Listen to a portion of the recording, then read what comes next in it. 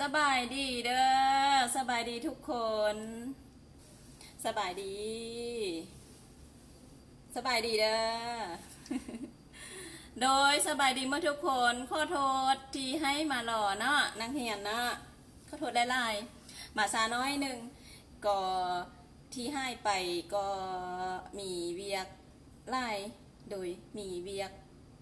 เวียกเวียกเวียกตัดเครื่องนี่แหละ โดยเมื่อกี้นี่ก็ห้าก็มีนักเรียนมาแต่ล่วงน้ำถาซ่องเศร้าโดยซ่องเอ้ยน้องพอดีนักเรียนมาแล้วก็เลยไปจัดสั้นเรื่อง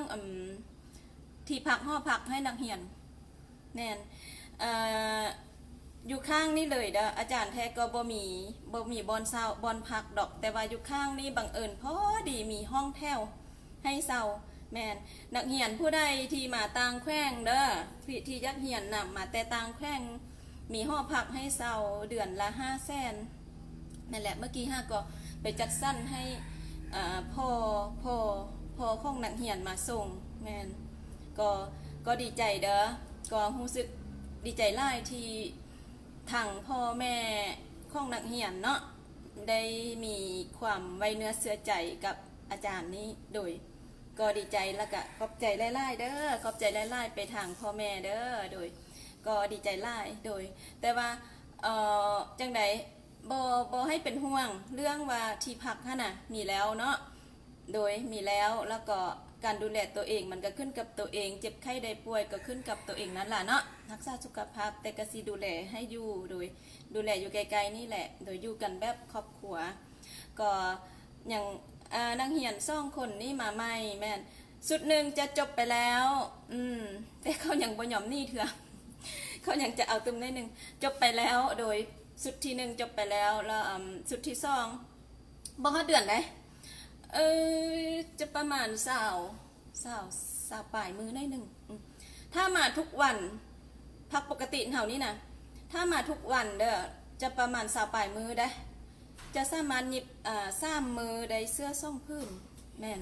ตั้งใจแท้ๆจะเป็นจังสันถ้าผู้ใดเว้ากรณีเร่งด่วนโดย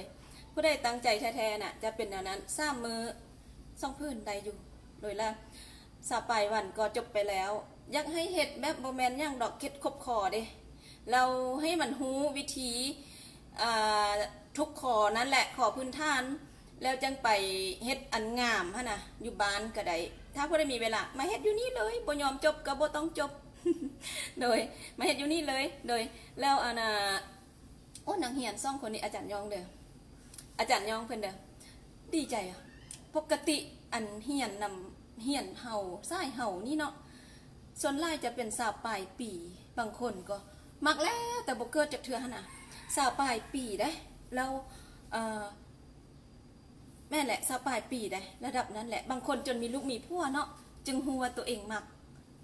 จึงมาเฮ็ดแต่ว่าซ่องสาวนี้10 ปลายปี16 17 ปีซ่องเอ้ยน้องก็ดีใจอ่ะเขามักแล้วมันดีบ่อนว่า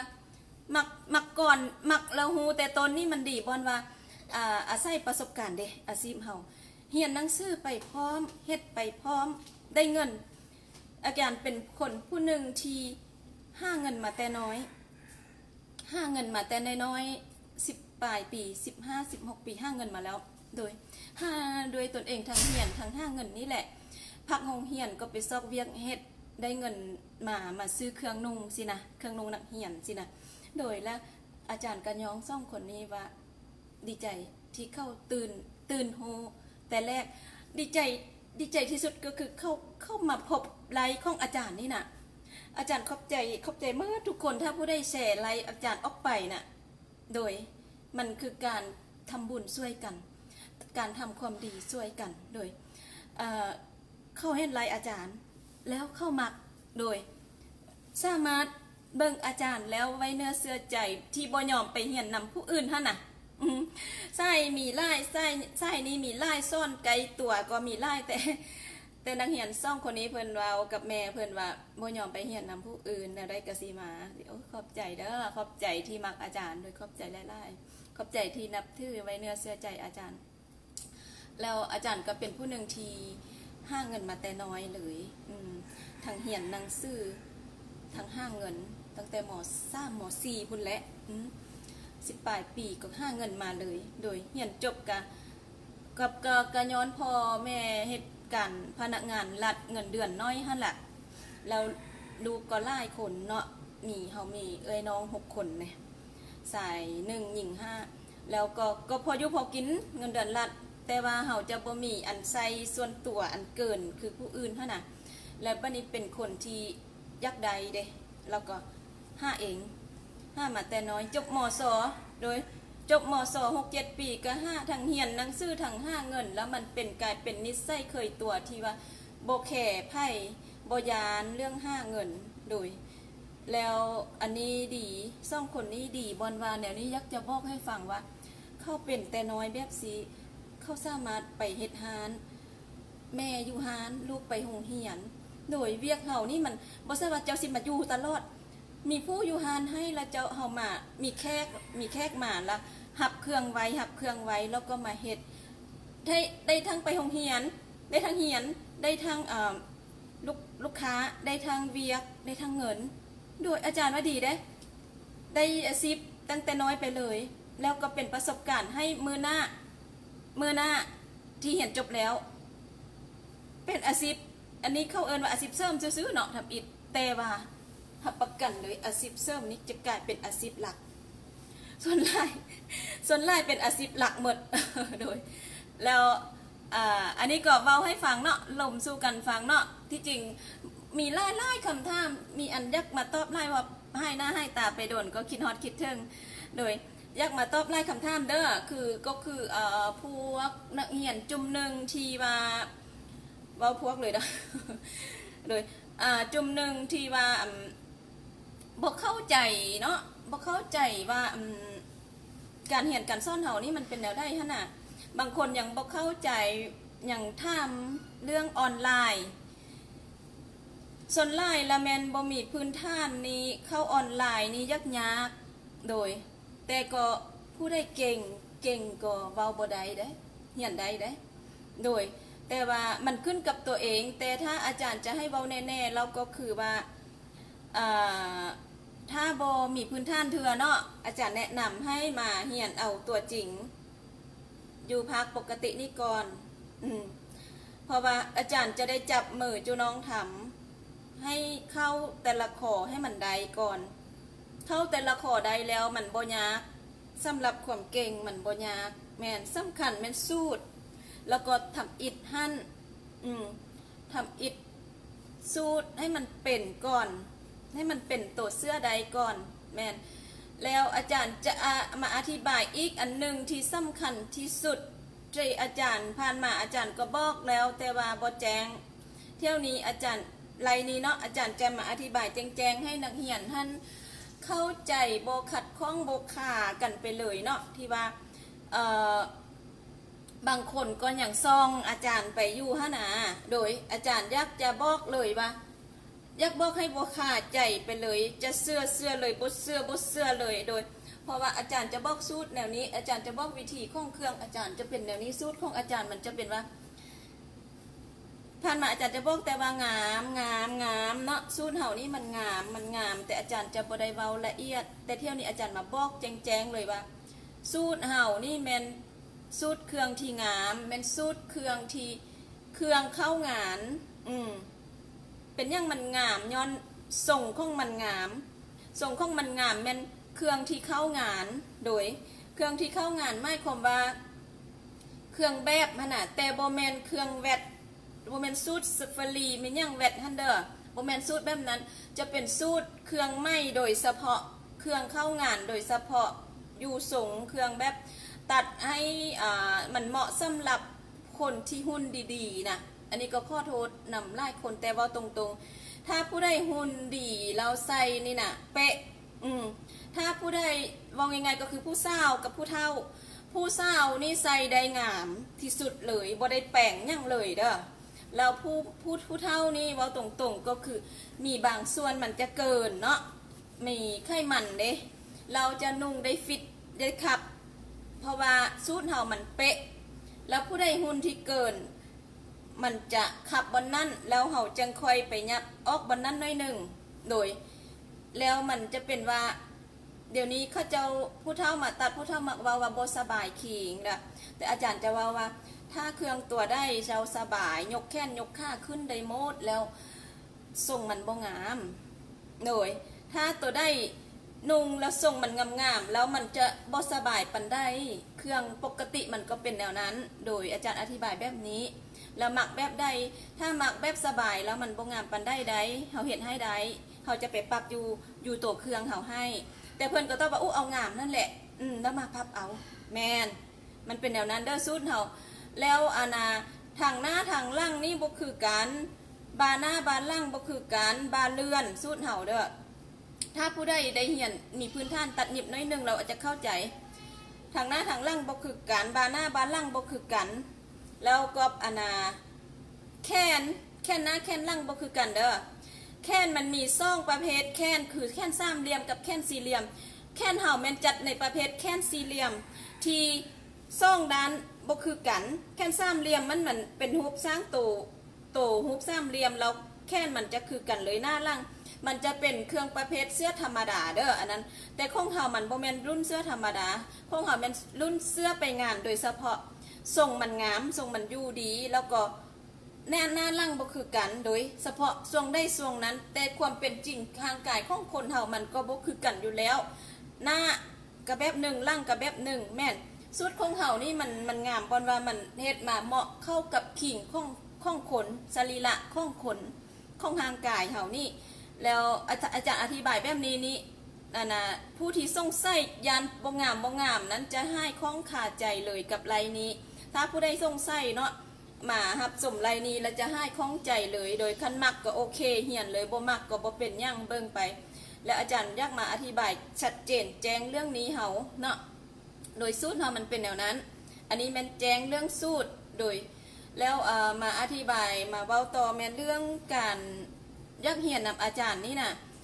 ไล่คนอยู่ไก่เนาะแล้วบ่มีพื้นฐานโทรมาไล่อาจารย์ก็บ่ล่อนที่จะตอบ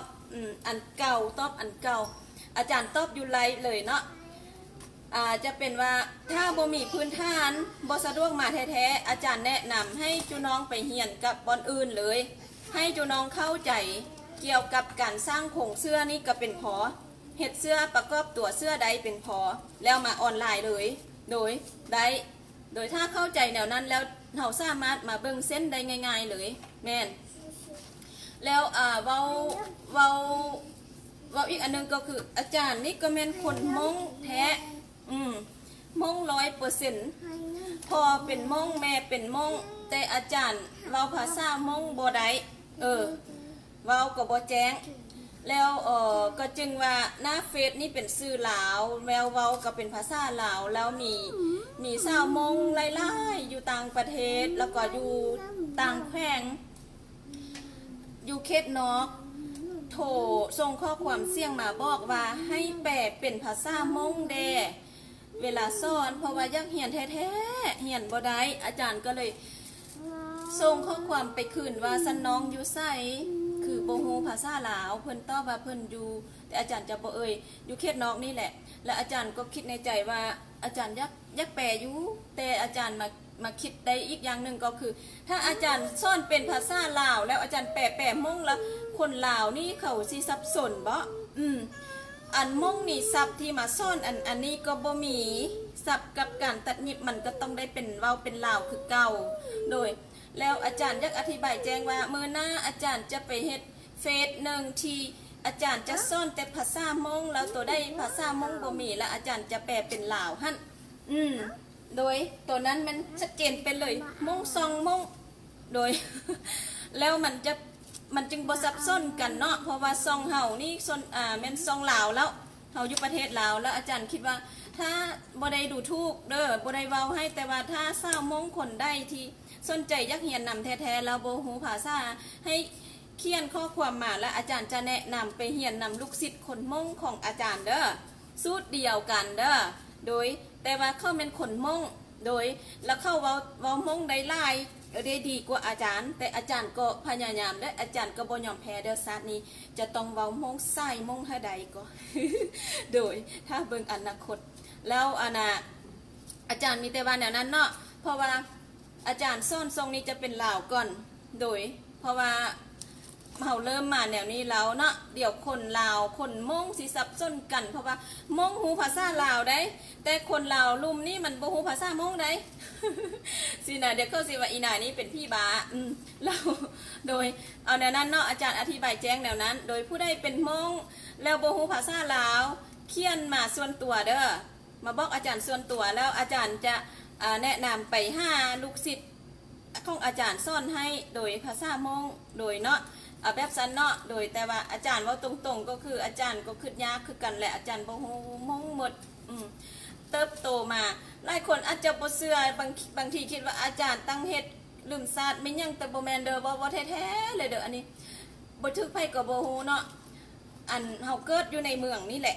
เราเฮาก็ใหญ่มาแบบนี้เฮือนเฮาก็อยู่แบบนี้แล้วบ่ได้ผัวพันกับสังคมพี่น้องมงลายน่ะแล้วพ่อแม่ก็อยู่เฮือนรัดแบบนี้แหละอันนี้บ่เป็นเฮือนรัดแล้วหลังนี้เป็นเฮือนแท้ๆของพ่อแม่แล้วบัดนี้เฮาก็เลยบ่มีสภาพแวดล้อมผัวพันกับเข้าหั่นหลายแล้วเฮาก็เลยบ่ฮู้ปานใดแต่ฟังเข้าใจโดยฟังเข้าใจทุกอย่างเขียนได้โดยอาจารย์เขียนภาษามงเป็นหมดได้หมดตอบได้หมดแต่ว่าอาจารย์จะเว้าบ่ทอบซื่อๆเว้าคือคนลาวเว้าหั่นซื่อๆโดยเมื่อหน้าเราจะได้รับชมอันเวอร์ชั่นของอาจารย์อันภาษามง เนาะโอเคเนาะโดยจบไปอันตัวนี้ก็จบไปเนาะแล้ววันนี้เฮาก็มาลงเรื่องอีกเรื่องนึงตัวนี้ก็เป็นสิ่งที่สำคัญสุดที่อยู่ในใจฮะนะอยากบอกให้นักเรียนโดยทุกคนได้เป็นข้อคิดก็ได้ปะอันนี้ก็เป็นความรู้อันนี้สิว่าไปเป็นความรู้เด้อที่จะว่าไปนี่เป็นความรู้อันนึงก็คือว่าแนวนี้อาจารย์โชคดีอาจารย์อยากบอกว่าอาจารย์โชคดีที่เป็นอย่างอาจารย์มาไล่ซ่อนแบบนี้ฮะน่ะแม่นอาจารย์อยากบอกว่าอาจารย์ดีใจที่อาจารย์โชคดี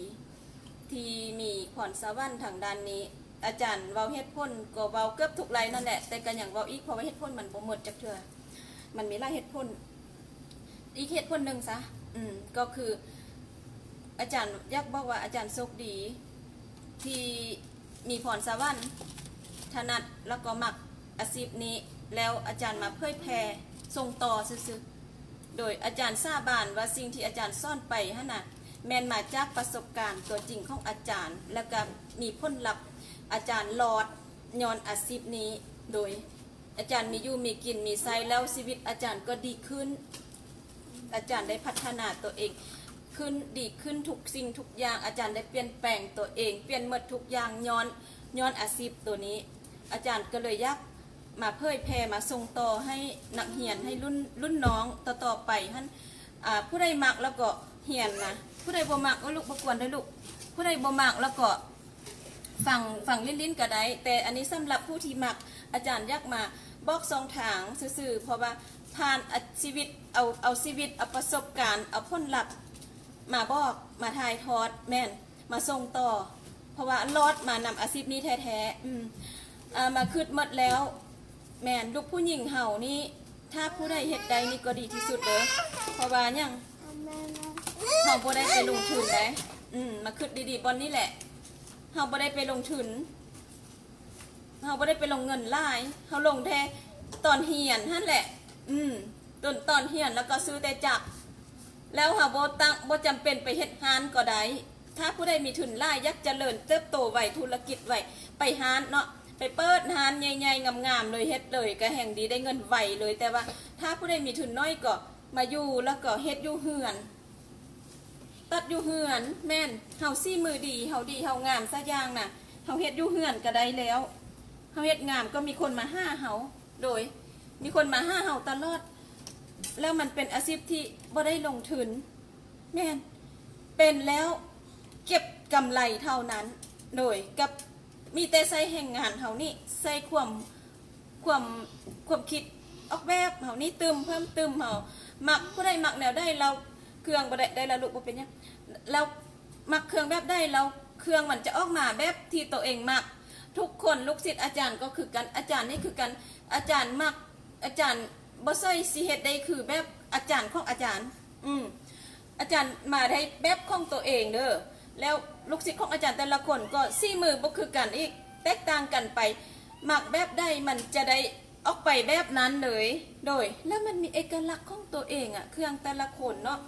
ดีเดี๋ยวนี้อาจารย์อยากจะมาบอกว่าอาจารย์โชคดีที่มีพรสวรรค์ด้านนี้แล้วอาจารย์มาส่งต่อเพราะว่าอาจารย์มาเบิ่งมาคิดเนาะมันเป็นการทำความดีได้ในโลกนี้ปลุกฟังความดีไว้ในโลกนี้บ่แม่นอย่างดอกตายไปจะได้มีข้ออ้างกับยมบาลว่าได้ช่วยเหลือคนเนาะคิดแบบ4แหละอาจารย์ก็คิดแบบ4แหละอาจารย์เชื่อเรื่องเวรกรรมแล้วบัดนี้อาจารย์ก็ดีใจที่ได้สร้างไว้ที่ได้ซ่อนไว้อยู่ในเฟซตัวนี้บ่ว่าจะรุ่นได้ก็ยาทัดยักมาเหียนก็มาเหียนได้มานำขึ้นเปิดเบิ่งได้อาจารย์ดีใจดีใจที่สุดมันเป็นประโยชน์ได้เห็นสิ่งที่เป็นประโยชน์ต่อสังคมต่อผู้คนอันนี้แหละเป็นสิ่งเป็นจุดดีที่เฮาอาจารย์จะต้องสืบต่อจะต้องซ่อนวางบ่ได้เพราะว่าซ่อนไปแล้วมันมีขึ้นมาตอนเฮาบ่เริ่มเฮาจะบ่ฮู้เริ่มเนาะแต่เฮาได้เริ่มมาแล้วโอ้มีคนรอคอยถ้าเฮาเฮียนนำเฮาไล่โอ้เฮายังบ่ได้เว้าตัวนี้ยังบ่ได้ซ่อนตัวนี้ซ่อนบ่มีสิ้นสุดแม่นได้เริ่มแล้วสิ่งที่จะซ่อนบ่มีสิ้นสุดบ่จำเป็นว่าเจ้าจะต้องเก่งเด้ออาจารย์อยากอธิบายให้จุน้องบ่จำเป็นจะต้องเก่งทุกอย่างเจ้าเพียงแต่เอาความรู้ที่เจ้ามีมาบอกต่อซื่อๆโดยแล้วผู้ที่เข้าบ่ฮู้เท่าเฮาก็มีหลายเด้เขาก็รับเขาก็เบิ่งเป็นผลดีต่อชีวิตของเขาแม่นเป็นประโยชน์ต่อเขาเฮาก็ดีใจทันทีที่อาจารย์ได้สอนจุน้องออกไปอาจารย์ได้รับทันทีคืออาจารย์ว่าจิตมีจิตของการเป็นผู้ให้แนวใดก็ได้อย่างแน่นอนมันเป็นแบบนี้นี่แหละบ่แม่นว่าเฮาทำบุญไปแล้วโอ้ชีวิตเราคือบ่ดีบ่มันได้เลยทำแล้วมันได้เลยแล้วมันได้ทันทีที่เฮาลงไปคือเฮาไปวัดเฮาไปตักบาตรมันเฮาก็ได้ซื้อเครื่องซื้อของไปเนาะแล้วเฮาก็ว่าหวังว่าเฮาไปทำบุญแล้วเฮาสิได้ดีสิได้ตอบแทนมันคือแนวนั้นมันก็ทึกมันก็ได้แท้ๆอยู่ในสวรรค์พุ่นแหละตอนนั้นแต่ว่าในความเป็นจริงแล้วใจเฮาไปทำบุญมาเท่าใดโอ้ใจเบาเลยแม่นบ่จุน้องใจเฮาเบาคิงเฮาเบาเมิดเฮาได้รับทันทีความดีใจของเฮาน่ะแม่สุขใดมันก็บ่เท่าสุขใจคืออาจารย์สอนจุน้องไปแบบซีให้จุน้องไปเฮ็ดได้เป็นเครื่องนุ่งเป็นเสื้อบ่เคล็ดลับอันสุเจ้าขาใจหั่นโอ้ดีใจอาจารย์ดีใจกว่าฮู้บ่อาจารย์ซ่อนไปได้บอกคนไปอาจารย์ได้รับทันทีเลยความดีใจนะสินะอันนี้แหละเป็นสิ่งที่อาจารย์อยากได้อันนี้แหละอันที่หนึ่งที่อาจารย์อยากได้ก็คือความสุขโดยแล้วอันซ่อนออกไปนี่เอาความสุขมาซ่อนเด้อซ่อนตามสไตล์อาจารย์ซ่อนตามอาจารย์ที่อาจารย์มีตามความสุขของอาจารย์ตามประสบการณ์โดยแต่ว่าอาจารย์ก็คิดว่าประเทศลาวนี่คันจุน้องได้ซ้ำอาจารย์นี่จุน้องก็บ่ยานแล้วแหละไปเปิดฮานบ่เปิดก็อย่าบ่ยานแล้วแหละเขาเอาหมดได้มาเฮ็ดหมดได้หมดงามหมดอาจารย์ว่าหับมือลูกค้าได้ซ้ำอาจารย์นี่น่ะจุน้องบ่ยานแล้วแหละแล้วกับอีกอย่างนึงจะว่าอาจารย์สิ่งที่อาจารย์ฮู้ที่สุดชัดเจนที่สุดก็คือ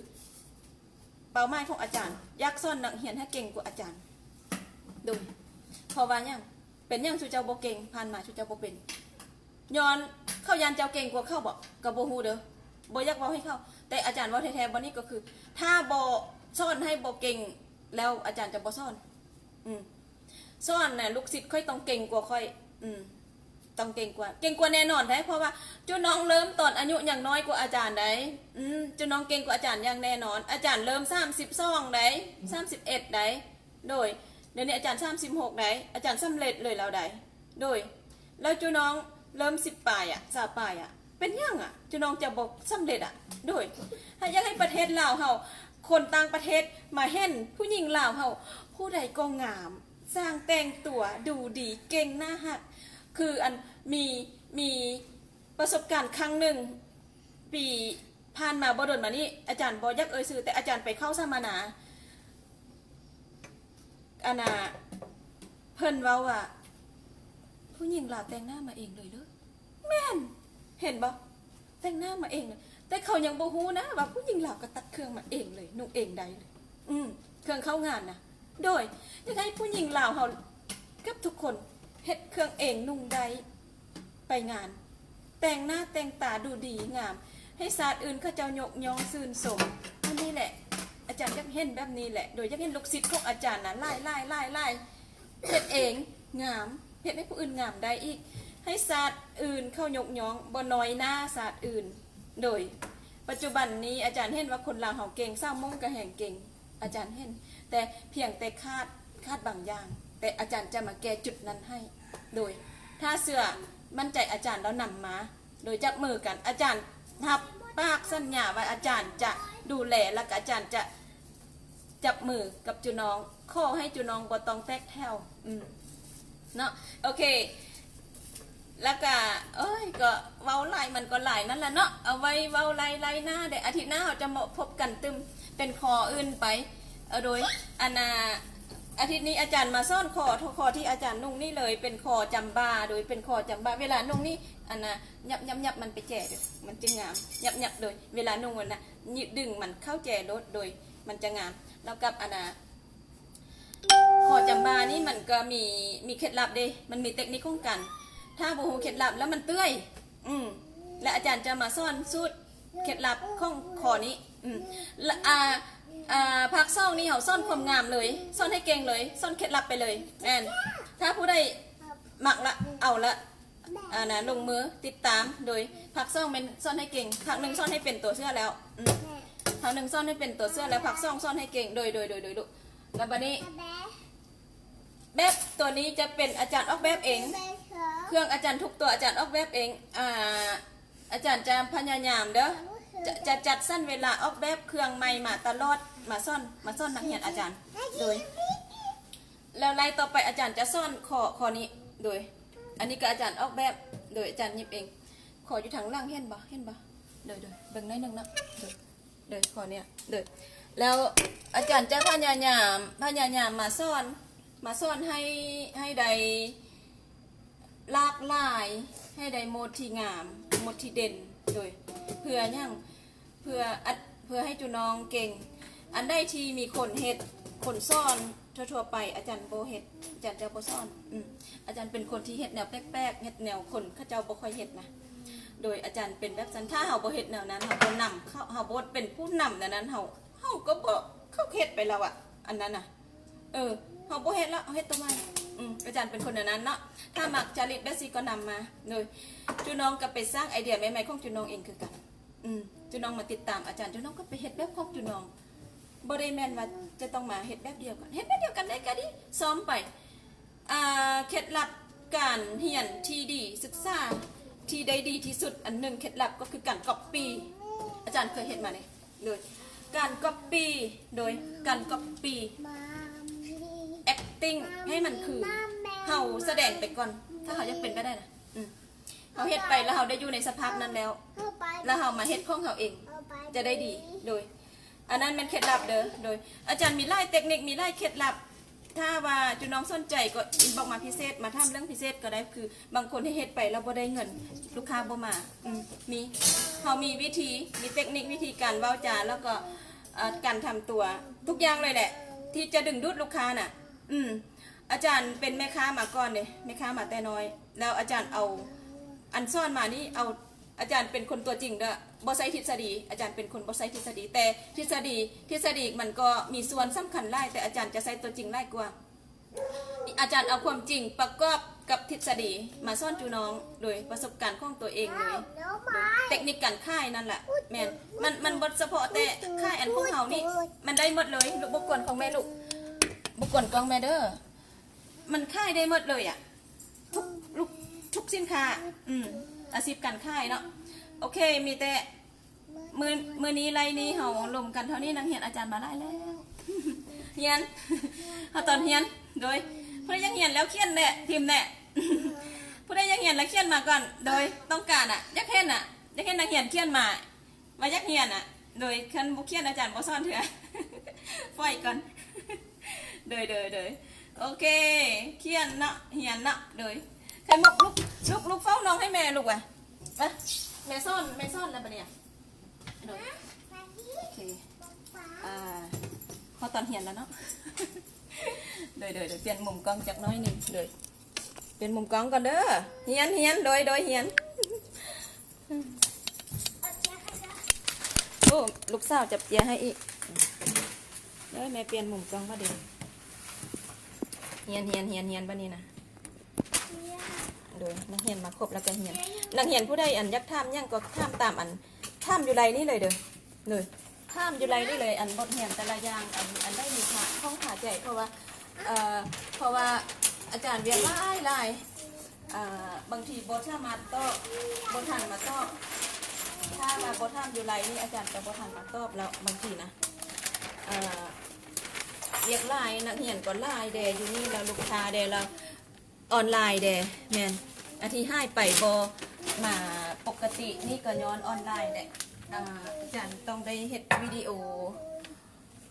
ซ่อนนักเรียนเด้ออนไลน์เลยมือไรหน้าอาจารย์จะมาลมเห่ากันเรื่องออนไลน์บิ๊กดูแบบนี้โดยขนมลูกเพื่อนคนเลยบิ๊กจะเธอหน้าเราจะมาลมกันเรื่องออนไลน์เนาะว่าออนไลน์นี่มันมีรายละเอียดแนวได้เด้เหมาะกับแนวได้เราอาจารย์จะซ่อนแบบได้อยู่ในออนไลน์อาจารย์จะซ่อนแบบได้ฮะนะไรนะอาจารย์จะมาบอกได้เปรียบที่สุดเลยเด้อออนไลน์เด้อลานกีบฮะนะเราลานกีบเราชุดเจ้าได้เห็นเท่ากับปกติเลยเด้อชุดเจ้าได้เห็นเท่ากับภาคปกติเลยออนไลน์แบบทางลัดก็คือว่าเหียนมาแล้วบ่ยักเสียเงินฮอบซองลักษณะนั่นแหละโดยเฮียนมาเสียเงินเธอหนึ่งแล้วลูกบกวนแม่ด้วยลูกบ่ยักเสียเงินฮอบซองลูกเบิ่งให้แม่เด้อว่ากล้องมันเลื่อนโอ้เก่งน้องสาวเพิ่นบ่กวนกล้องแม่เด้อคือเก่าเลยเด้ออาจารย์แต้มใหม่ให้เลยอาจารย์จะแต้มด้านหน้าเด้อแล้วด้านหลังก็เฮ็ดคือกันด้านหน้าหั่นเด้อเพียงแต่แม่นเสื้อตัวทางหลังซื่อๆเด้อ10เห็นแจงบ่ลูกคือเก่าเลยเด้อเบอร์อาจารย์ใส่นี่แม่นเบอร์34เด้อโอ้ยเส้นขอเส้นแอวเส้นเอิกเส้นบ่า34ยาวหน้า34 17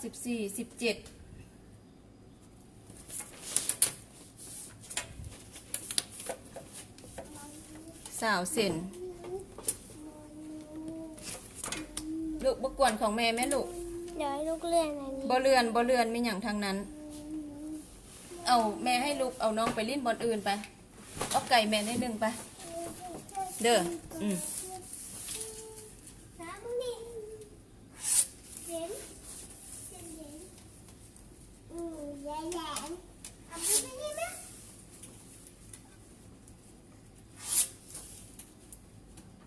ไข่มุกเขาเปิดแอร์แต่แอร์เขาบ่เย็นเนาะ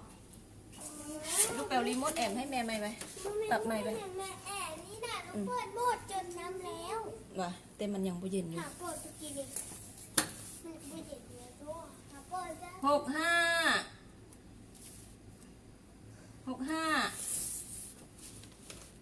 65คือเก่าทุกอย่างเด้อเห็นแจงบ่ยูพี่โอเคเอากล้องขึ้นมาโอเคอันนี้65อันนี้7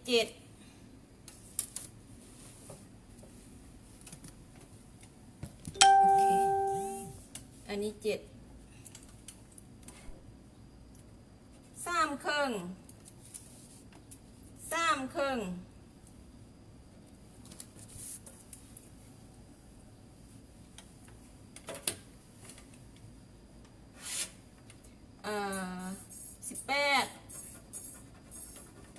อาจารย์จะคิดอันนี้ไว้ก่อน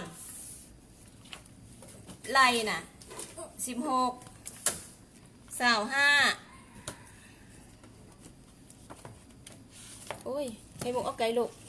เอาไก่ลูกบ่ต้องมาวุ่นแม่เลยเอาไปไกลๆแม่นิดนึงเลยโดยชัดเจนบ่แจ้งบ่นางเฮียน แจ้งบ่แจ้งเขียนให้แด่ผู้ใดอยากถามมีหยังเขียนมาเด้ออยู่ในไลน์นี่เลยเด้อสต็อปให้เลยเด้อ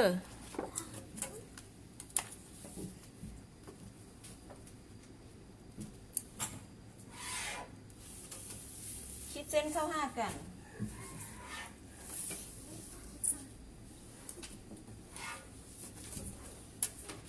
อันนี้ก็คือการลืมคืนนั่นแหละแม่แหละการลืมคืนคือเก่านั่นแหละเพียงแต่เสริมน้ำเอาไก่ลูกเพียงแต่เสริมขึ้นมาที่ว่าน้ำบกวนลูกใครมุกเบิ่งน้องไหมลูกเมื่อนี้ลูกวุ้นนิดนึง8แล้วก็1.5ทางหน้าเด้อ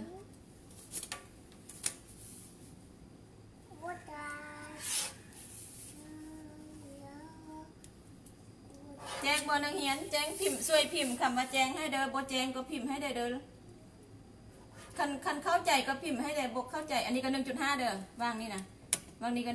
1.5บกเข้าใจก็บอกเด้ออาจารย์จะได้อธิบายตึมเด้อคันอ้อแต่กูลูกบกวนแม่ได้ลูกไข่มุกลูกเบิ่งน้องกันแม่ลูกโอเคโอ้ยยังอยู่บ่นี่เฮายังอยู่บ่นี่ลูกกวนกองเมื่อกี้บ่ไปก็ลูกมาเฝ้าน้องอยู่ดีๆอยู่นี่น้องบ่ไปก็ยาลูกเฝ้าน้องแล้วก็แล้วโดยขอโทษหลายๆเด้อแม่เลี้ยงเดียวเด้อแม่ลูกอ่อนโดยเกือบหลุดเนาะเมื่อกี้หลุดบ่ให้น้องมามอกล้องแม่แล้วก็แล้วลูกเหมือนเดิมเด้อ นึกที่เป็นใครว่ามันเห็นมั้ย บ่ลูกบ่ท่าเบิ่งลูกไปเบิ่งน้องอย่างเดียวก็พอ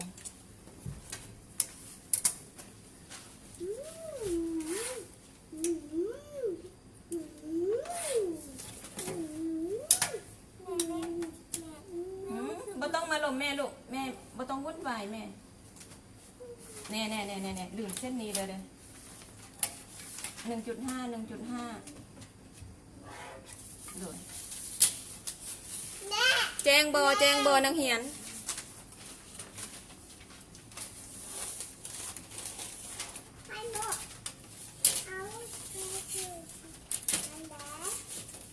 อาจารย์จะตัดเจียให้ก่อนเลยเพื่อความสะดวกอาจารย์จะตัดเจียให้เลย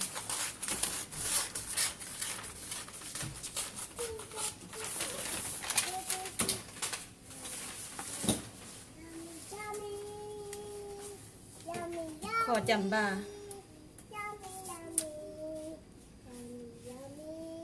อันนี้แอลอันนี้อาจารย์เอาตามแอลเครื่องอาจารย์เด้อที่อาจารย์แทกได้แล้ว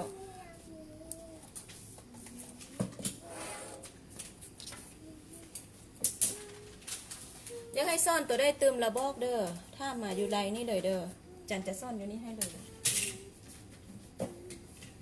เอานะเดี๋ยวนี้ขอจำบาเนาะวิธีมันเราอยู่บนนี้เบิ่งดีๆเด้อวิธีมันอยู่บนนี้เอาอันนี้เข้า3 เซนเอาบาเข้า3 เซนโดย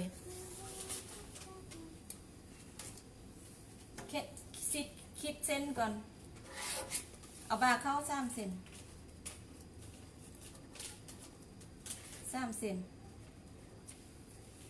คิด5ตัวนี้วิธีขอจำบาเด้อโดยแล้วขอความลึกของคอของกะตามใจอาจารย์เอาความลึกของคอทำ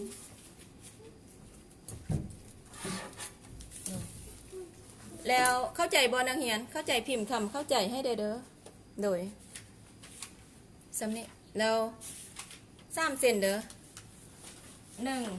2 3โดยวิธีขอจำบาแล้วมาพับ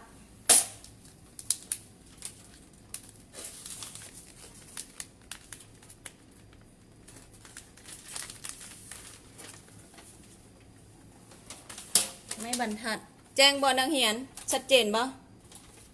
แจ้งช่วยพิมพ์ให้เด้อนี่บรรทัดนะโค้งนะเห็นบ่แจ้งบ่โดยเราจะได้บนนี้แหละขอที่แบบอาจารย์นุ่งเดี๋ยวนี้นี่เด้อ บดเตยเด้อหลายคนหมายเฮ็ดจำบากวักไปเลยมันก็เตยแล้วแนวบ่ฮู้เคล็ดลับเนาะโดยแล้วก็ตัด เอาข้างเข้า3 เซนตายตัวเด้อตุยจอยตายตัว อยากให้ซ่อนตัวได้พิมพ์มาแล้วสิซ่อนให้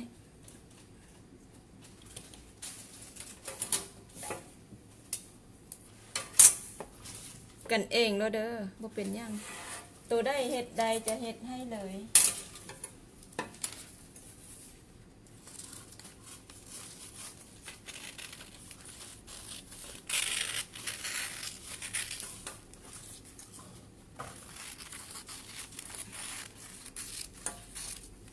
เลยโอเคเนาะเข้าใจบ่นักเรียนขอแลมจำบ่าขอเข้า3 เซนโดยเสื้อตัวอาจารย์นุ่งนั่นเด้อจะเป็นอันนี้เด้อแยกดูเว้าแท้ๆก็คือถ้าเราเฮ็ดเสื้อไหมไปงานนี้แยกดูกนี่หยิบได้งามเด้อหยิบได้งามกว่าบ่แยกดูกเด้อเพราะว่าผ้ามันจะบ่จองกันโดยโอเคเนาะเข้าใจบ่นักเรียนโดยถ้าว่าผู้ใดบ่เข้าใจหยังแล้วก็เขียนมาอินบ็อกมาโลตามล่างก็ได้อยากให้ซ่อนขอได้แบบได้หมดได้แล้วส่งรูปมาเด้อแล้วถ้าจะเป็นการที่ดีที่สุดก็คืออาจารย์อยากให้สร้างบุญบารมีช่วยอาจารย์เด้ทำบุญนำกันช่วยอันแส่ไลของเฮานี่ไปให้มันฮอดผู้ที่เขาเจ้ายักฮูยักเหียนแท้ๆให้เขาเจ้านำมาเหียนโดยกับเว้านี่ก็บ่แม่นว่าอยากให้มาเหียนนำอาจารย์ดอกก็อยากให้เข้าใจฮูแจ้งถึงชีวิตของตัวเองนั่นแหละโดยเนาะโอเคมีแต่ไลน์นี้เราจะข้อจบลงเพียงเท่านี้เนาะแล้วเราจะพบกันใหม่ในอาทิตย์หน้าเด้อบ่แม่นวันพุธก็จะแม่นพฤหัสศุกร์3 วันนี้แหละอาจารย์เอาที่อาจารย์ทันอาจารย์จะพยายามออกมาอาทิตย์ละเทื่อโดยไลน์หน้าเด้อพบกันโดยโชคดี แม่